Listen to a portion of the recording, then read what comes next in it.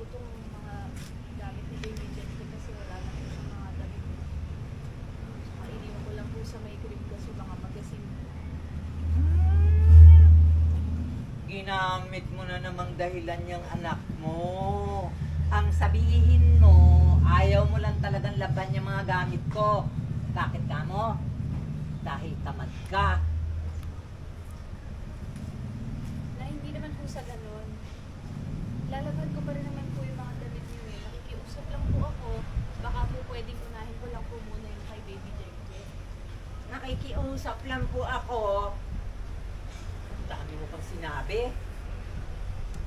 Sabihin mo, ayaw mo. O sige, di wag.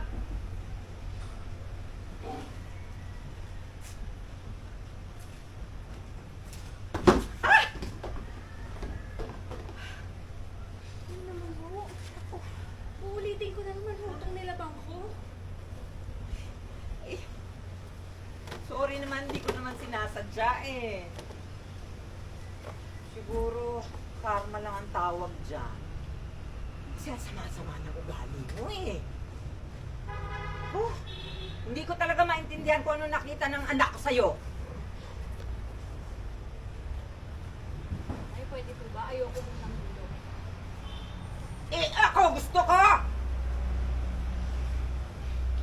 Piko na ako sa'yo, ha? Hindi po ako lalaban. Hindi ko po kayo papatulan. Hindi pumatol ka! Pumatol ka dahil sawag-sawa na. Pinutol! Pino. Lapet. Tighter.